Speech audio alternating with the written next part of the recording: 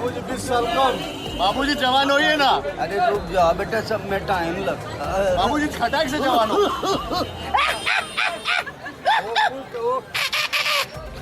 Majority जो कि कश्मीर के मुसलमान हैं उन पर बहुत अत्याचार किए जाते थे और पंडित की मोनोपोली के कारण ही अमीर पंडित और गरीब मुसलमानों के बीच में खाई बढ़ती चली गई।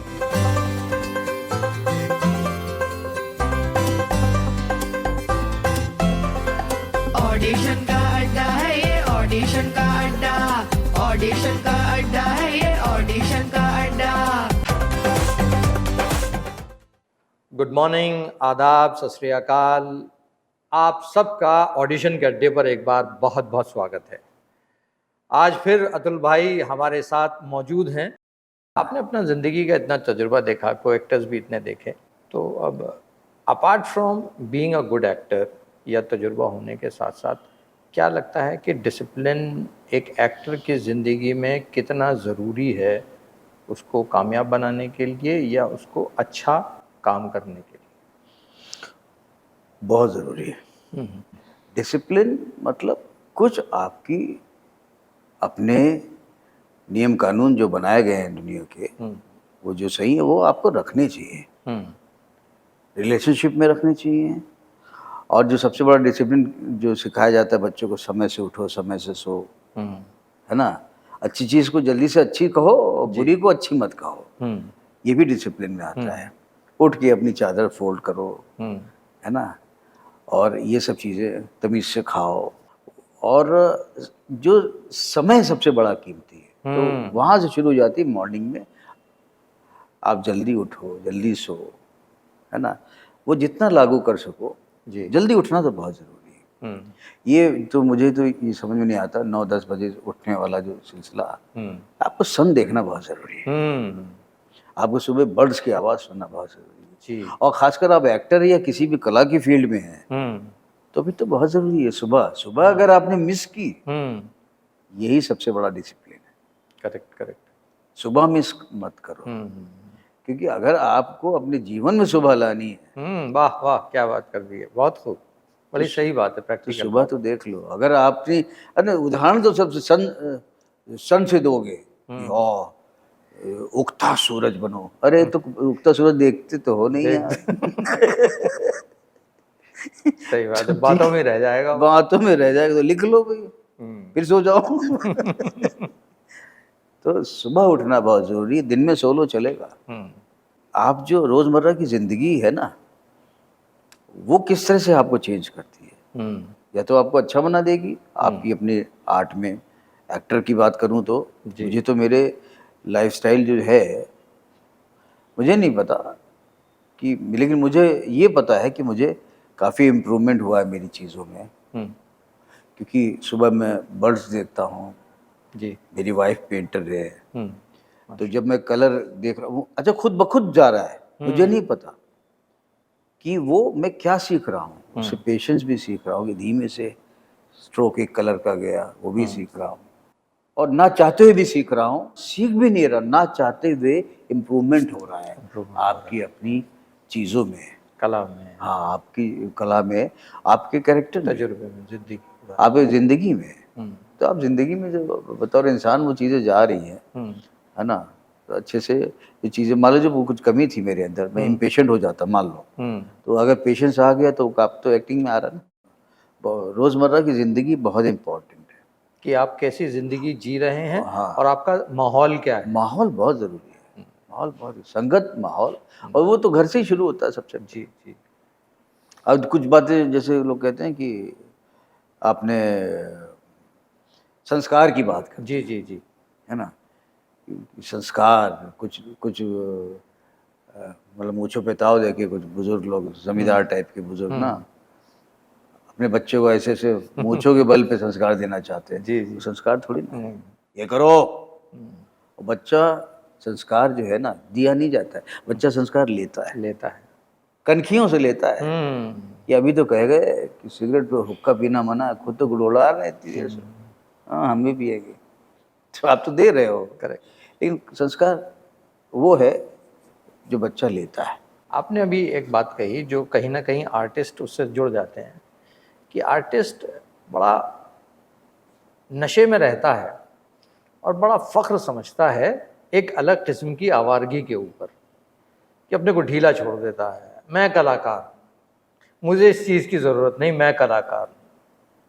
एक अजीब, जिसे कहते हैं ना कि एक रिवोल्ट करने वाला जो एक एटीट्यूड होता है, उसमें वो मज़ा लेने लगता है कि मैं कलाकार हूँ। और सबसे पहले वो डिसिप्लिन त्याग देता है। जाहिर है, जब आप अपना ख्याल नहीं रखेंगे, कुछ नहीं रखेंगे, और फिर वो कुछ ऐसी चीज़ों में मुब्तला हो जाता है, कुछ ऐसे शौक़ पाल लेता है जिसमें वो समझता है कि मैं बेहतर कलाकार बन जाऊंगा अगर मैं उन चीज़ों का सहारा ले लूँगा। आपकी क्या राय इस बात में? बहुत गलत सोचता है वो। और आपने ऐसा देखा हो? बहुत बहुत जी। हाँ, बहुत, कि नशा करना, और सबसे नशा मालूम है, नशा करना, पीना, ये सब वो तो है ही है नशा। जी।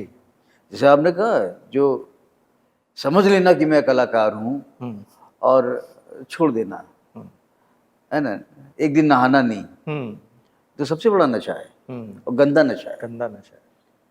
गंदा नशा ही बदबू आ रही है। तुम्हें खुद नहीं समझ में आ रहा है।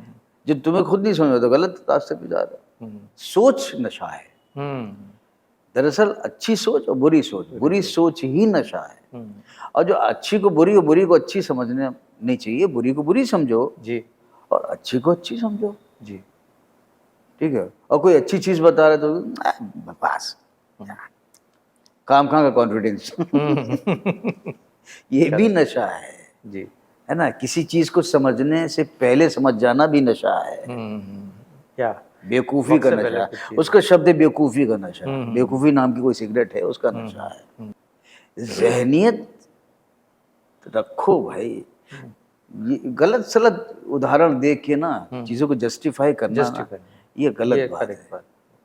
और बहुत ही टेक्निकल बना के ना, ज्यादा पढ़ लिख के दिखा के, मैंने रिसर्च करी है। कुछ लोग अपनी बातों को ना ये प्रूव करने के लिए मैं सही हूँ, वो कहते मैंने कल ही अखबार में पढ़ा है। जी। मेरे बचपने में बहुत दोस्त लोग ऐसे करते थे। जी। जी। क्या यार, ये बात कैसे, मैगजीन में पढ़ा मैंने। किस मैगजीन में पढ़ा? हम लोग यकीन कर लेते थे, अरे यार बड़ा काबिल है, उसकी कही हुई बातें कई जगह दोहरा देते थे। तो लोग हमको बेवकूफ, मेरे बड़े भाई वो ज्यादा पढ़ते थे बहुत। कोई मैगजीन उनसे बचती नहीं थी, चाहे फिल्मी हो, चाहे इधर की हो, चाहे उधर की, सारी जीके वीके बड़ी अच्छी। तो मैं कभी ऐसे ही छोड़ देता था। मेरा एक दोस्त है, उसने बताया ऐसा ऐसा, वो तो गलत कह रहा है, उससे मैगजीन का नाम पूछो, ऐसा नहीं होता है। जी। तो मेरे ही घर में थे, तो मैं बताता, मैं तुम गलत कह रहे हो, पकड़ा जाता था। तो वो हमसे नहीं बोलता था। अच्छा अतुल भाई, मैं जब मैंने करियर शुरू किया तो मैं एडिटर भी रहा, सिनेमाटोग्राफी में मैंने काम किया, तो मैंने भी काफ़ी क्लोजली एक्टर्स को काम करते हुए देखा। तो हर एक्टर का अपना एक तरीका होता है। कुछ एक्टर्स थिएटर बैकग्राउंड से आते हैं, जो कुछ एक अलग अप्रोच लेकर के आते हैं टुवर्ड्स एक्टिंग, और कुछ होते हैं कि थिएटर बैकग्राउंड होने के बावजूद अपना एक अलग प्रोसेस इवॉल्व करते हैं, या सिस्टम या अप्रोच टू द कैरेक्टर। तो भाई अक्सर ये देखा गया है कि ट्रेनिंग इंस्टीट्यूट से या किसी थिएटर सोसाइटी से या ड्रामे से या किसी एक गुरु से बहुत सारे स्टूडेंट पढ़ करके निकलते हैं। कई बार तो ऐसा होता है कि उस इंस्टीट्यूट का या उस गुरु की छाप उन लोगों के ऊपर इतनी ज़्यादा होती है कि वो कहीं ना कहीं उसके साए में उसके क्लोन बन के रह जाते हैं। और कई बार ऐसा होता है कि वो इंडिपेंडेंट अपना एक नई सोच या नई अप्रोच टुवर्ड्स एक्टिंग अपनाते हैं। जो चीज़ मैंने देखी कि थिएटर के जो लोग होते थे, चाहे वो कहीं किसी भी इंस्टीट्यूट से निकले हों, उनका एक अलग प्रोसेस होता था। लेकिन मैं शुरू में क्योंकि एडिटर रहा, तो मुझे मौका मिला ये अपने एक्टर इरफान खान मरहूम, उनके शुरू के जो टेलीविज़न शो थे वो मैं एडिट कर रहा था। तो मैंने कुछ नया पाया, और वो दौर था अर्ली 90s का, जब एक अलग ही किस्म की एक्टिंग होती थी। टेलीविज़न तो शुरू भी नहीं हुआ था, मतलब बेसिक दिल्ली दूरदर्शन था, लेकिन कमर्शियल सिनेमा की एक अपनी अलग छाप थी। तो उन्होंने जो एक सिस्टम इवॉल्व किया वो लोगों ने रिकॉग्नाइज तो लेट किया, जल्दी समझ में नहीं आया कि ये अच्छा एक्टर है, लेकिन जब वो एक्टर एक बार आ गया तो आज हर आदमी ये कहता है कि भाई वाह, इरफान खान क्या कमाल के एक्टर थे। तो ये एक्टर का ये क्या प्रोसेस होता है कि जब सिखाने वाला एक, लेकिन उसको करके बाद में लोगों तक पहुंचाने वाले जो स्टूडेंट्स निकलते हैं वो कुछ अलग अलग किस्म के होते हैं।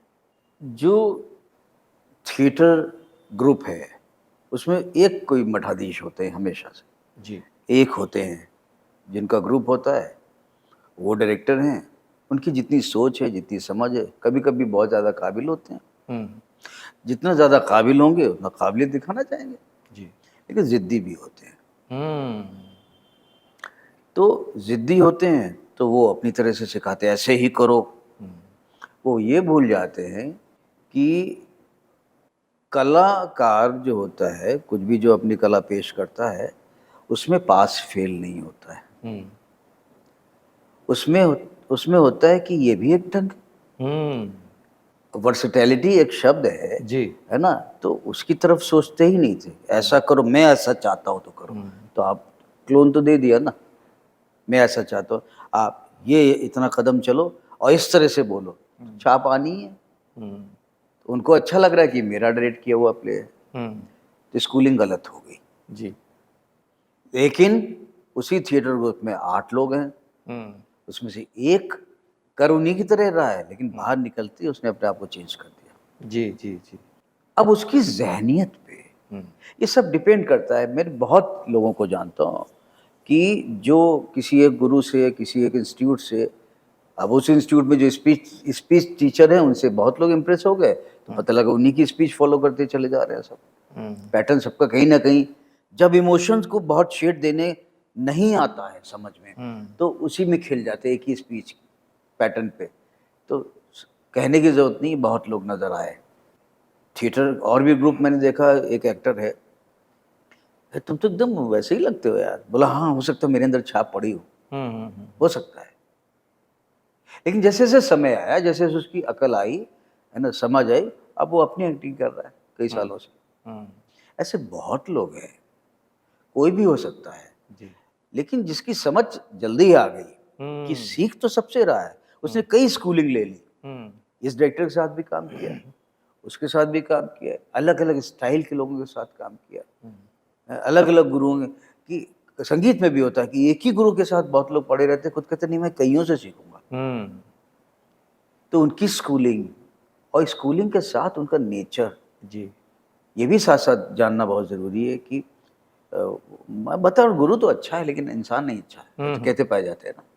हर चीज़, हर तरह का एक सामंजस्य लेके फिर उसको छलनी में छानो, ये समझ किसको होती है कम एज में, ज़्यादा एज में भी नहीं होती है। जी, जी, तो आपको ज़िद्दी नहीं होना है, आप ये सीखें, आप जो वो है वो ऐसा नहीं बनना है, उसमें से छलनी करनी। इनका ये हिस्सा अच्छा है, ये मुझे लेना है, क्या नहीं लेना है, यही ट्रेनिंग का सबसे बड़ा स्रोत है। बहुत बड़ी बात, क्या नहीं लेना है। क्योंकि तजुर्बा वो अपने आप शेयर कर रहे हैं, लेकिन उनका क्लोन नहीं बनना है। क्या नहीं करना है, हमें ये पहले सीखना चाहिए, क्योंकि लेना तो बहुत आसान है, जी, जी, जी, है ना करना बहुत मुश्किल है।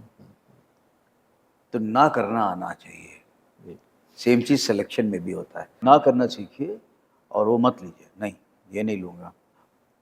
चिंतन और इसमें पढ़ाई लिखाई ये होती है कि खूब पढ़ें। अगर आप एक्टिंग की बात करें और सिर्फ, तो फिर जितना ज़्यादा पढ़ेंगे ना उतनी जल्दी समझेंगे। ज्ञानवर्धन होता ना, एकदम से ज्ञान की रोशनी दिख जाना। मेरे जीवन में भी समझ धीमे धीमे आई। 1 साल मैंने पूरा थिएटर बंद कर दिया, सिर्फ पढ़ा। मुझे लगा बहुत कम पढ़ा है मैंने। तो मैंने सारे राइटर्स के, इंडियन राइटर्स के सारे को 2-2, 3-3 चीज़ें पढ़ के 1 साल पूरा पढ़ा। फिर अचानक ज्ञानवर्धन हुआ। जो चीज़ें जो मैं एक्टिंग का मैं वेरिएशन नहीं दे पाता था, वो शुरू हो गया, खुद ब खुद हो गया। पढ़ना बहुत ज़रूरी है, लिटरेचर पढ़ना बहुत बहुत बहुत ज़रूरी है। आज भी हम पुराने दोस्त लोग सब लोग मिलते हैं तो क्या क्या नया क्या पढ़ा यार बताओ।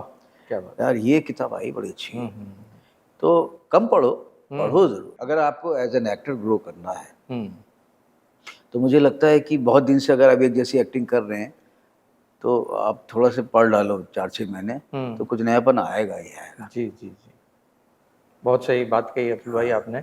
और जो क्रक्स ऑफ द मैटर है आज के एपिसोड में जो समझ में आ रहा है अतुल भाई की बातों से, कि पढ़ाई करो, सीखो, और जिस किसी के भी साथ काम करो वहाँ पे ये भी सीखो कि इनसे क्या लेना है और क्या नहीं लेना है। हाँ। कुछ बातों के लिए ना कहना भी सीखो, सो दैट आपकी अपनी पर्सनालिटी इवॉल्व हो, आपका अपना खुद का इंडिविजुअल स्टाइल इवॉल्व हो, और आप अपने नाम से जाने जाएं कि हाँ ये भी एक नया कलाकार है जो मार्केट में आया है।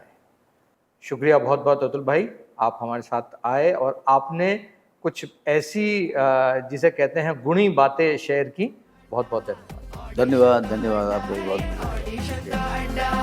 भिन्न भिन्न प्रकार के कलाकारों का डब्बा, भिन्न भिन्न प्रकार के कलाकारों का डब्बा, खोले तकदीरें उनकी जो टैलेंट के अब्बा।